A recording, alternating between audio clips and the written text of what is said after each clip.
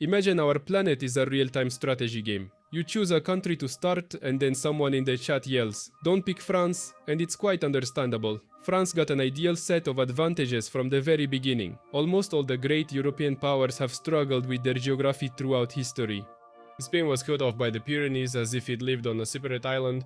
Italy is a long boot with massive mountains in the middle. Germany is an open plain where armies have marched for centuries as if at home. England had to create the strongest fleet to stop being an outcast of Europe. And France seems to have been born with a silver spoon in its mouth. It is located in the very center of Western Europe, at the crossroads of trade routes between Britain, the German lands, Italy, and Spain. The country is crossed by major navigable rivers. The Seine leads to the English Channel, the Rhone to the Mediterranean Sea, and the Garonne to the Atlantic. While other states were building roads through swamps and forests, France received them naturally. But the rivers brought not only goods and taxes. For centuries, they deposited fertile silt, turning a significant part of the country into some of the best agricultural lands in Europe. And strong agriculture meant the main thing, the ability to feed a large population, and consequently, a large army. It is no coincidence that Paris grew up here. It found itself at the center of the river network of northern France and controlled the country's most important trade routes. In many ways, geography itself made it the capital. France was also fortunate with its defense. The Atlantic and the English Channel protected it from the west, the Pyrenees from the south, and the Alps from the southeast. Only in the northeast was there one open door. It is through this that in the following centuries, Prussian and then German armies will enter France. An interesting picture emerges. By the 17th century, France has everything needed for a future hegemon, the largest population in Europe, the strongest army, and the most powerful economy. It seems the question is only when it will become the mistress of the continent. But over the next 100 years, France will twice be on the verge of world domination, and both times will fail. In general, the roots of France's power go back to the era of Charlemagne. At the beginning of the 9th century, he created a vast empire from the Pyrenees to Central Europe. But after his death, the state was torn apart by the struggle between heirs. This very story is the subject of the book by Matthew Gabriel and David Perry, Quashina the Oathbreakers, How the Feud of Charlemagne's Descendants Created Medieval Europe. The authors explore why the empire collapsed in just 2 generations and how the heirs' struggle shaped the political map of medieval Europe. But behind all these wars and dynastic conflicts were specific people. Their character, ambitions, and weaknesses could influence the fate of entire states. It is through the personalities of rulers that Helen Carr views the history of medieval England in the book The Fall of the Plantagenets. The dramatic history of medieval England. At the center of the plot are Edward II, Edward III, and Richard II. The author presents them not just as names from a textbook, but as living people with their ambitions, mistakes, and attachments, and examines how they changed the fate of England. At the same time, both books are good not only in content, but also in design. Both are in hardcover. Oathbreakers is supplemented with maps, a chronology, a list of characters, and a color insert with portraits and artifacts from the Carolingian era. And The Fall of the Plantagenets has maps at the beginning of each chapter, a list of characters, and a Plantagenet family tree on the end paper. So if you're interested not just in learning about the wars of medieval kings, but in understanding how their ambitions and decisions reshaped the map of Europe, take a look at these 2 books from Colibri. I'll leave the links in the description. The first attempt by France to become a superpower began with a man who decided that it was no longer enough for France to be the strongest country in Europe. He wanted there to be no other great powers in Europe at all. His name was Louis XIV. He ruled for 72 years, longer than almost any European monarch. While kings changed in England, revolutions and civil war occurred. In France, one person ruled all this time. No wonder he was called the Sun King, but the main legacy of Louis is not the luxury of Versailles. He built a centralized state, subdued the nobility, and created a powerful military machine. By the end of his reign, France had about 20 million inhabitants, at least 1.5 times more than any European neighbor. Engineer Sébastien Vauban turned the country's eastern border into an almost impregnable system of fortresses, which became a model for all of Europe for 200 long years. Who could defeat such a France? No one, at least not alone. That is why European states for the first time begin to unite not for new conquests, but for their own survival. Thus, the principle of the balance of power is born. England, the Dutch Republic, the Austrian Habsburgs, Prussia and Portugal, Prussia and Portugal, states that recently fought against each other, unite against one country, France. In the year 1700, a man dies in Madrid, because of whom about 1 million Europeans will soon perish, although he himself did not win a single battle. This is the Spanish King Charles II, the last Habsburg on the Spanish throne. He left no heir, and with him disappeared the answer to the main question: who will inherit one of the largest empires in the world? Spain had long lost its former power, the treasury was empty, the army weakened, but the empire itself did not disappear. Italy, the Spanish Netherlands, vast territories in America and Asia, silver mines, ocean trade routes. In his will, Charles II bequeaths the entire empire to Philip of Anjou, the grandson of Louis XIII. If France were to receive both crowns, it would become the strongest power in Europe and simultaneously the largest colonial empire. The continent had never seen such a state. That is why the War of the Spanish Succession begins. Essentially, Europe is fighting not so much for territories as against the emergence of a single hegemon. At first it seems that the fears are justified. The French armies advance on several fronts at once and the coalition barely holds on. But the war quickly turns into a war of attrition, victories become increasingly costly, the treasury is emptying, taxes are rising, and the country is engulfed in famine. In 1713, Louis XIV agrees to peace. The Bourbons retain the Spanish throne, but Philip and his descendants forever renounce their rights to the French crown. The unification of the two powers never happens. For France, this becomes the first missed chance to become a global superpower. After the war, an event occurs that contemporaries almost do not attach importance to. In 1707, England and Scotland unite into Great Britain, while France tries to subjugate Europe.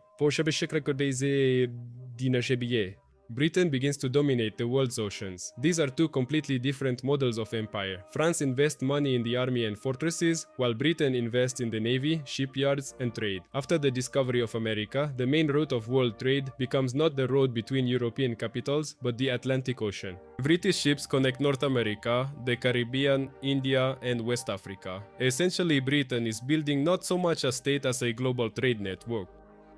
France also creates colonies, but while its territories look vast on the map, the population tells a different story. In all of New France, there are about 70,000 people, while in the British colonies, there are almost 1.5 million. And in the 18th century, it was the population that determined how many soldiers could be gathered, ships built, and new lands settled. A clash between Great Britain and France becomes inevitable.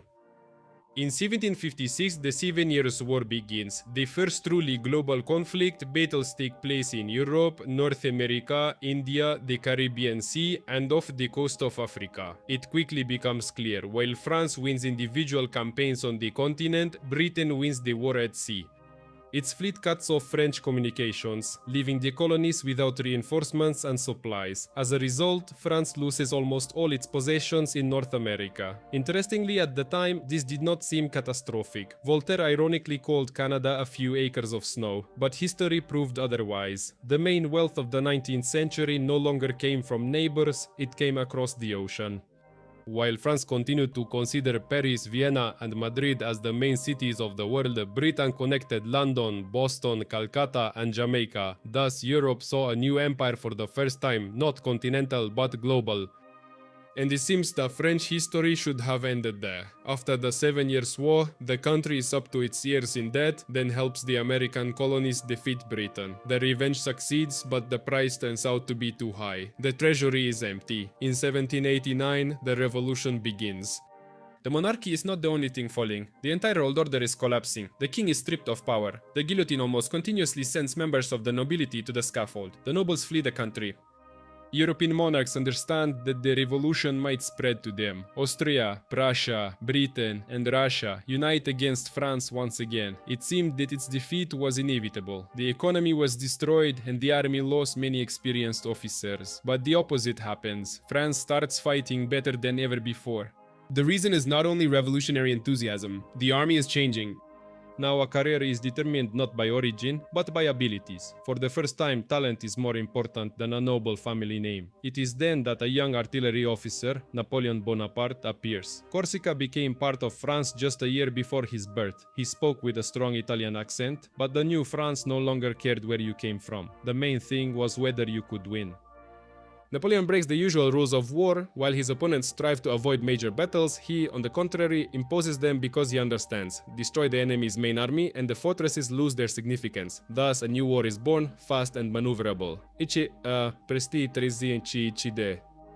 In 1799, Napoleon și în seara că ci seara de detonation Napoleon stages a coup. The revolution, which began as a struggle against single-handed, What began as a struggle against autocracy ends with a new dictatorship. During the coronation, the Pope was supposed to place the crown on him, but Napoleon takes it in his own hands and puts it on his head. Within a few years, France defeats Austria, Prussia, and Russia. The Holy Roman Empire, which lasted nearly 1000 years, disappears from the world map.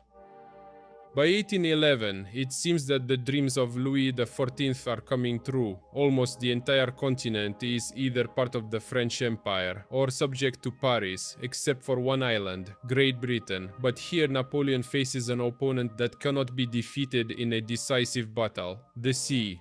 On land, the French army is almost invincible, but the sea belongs to Britain, so Napoleon tries to destroy its economy. Thus, the continental blockade emerges, an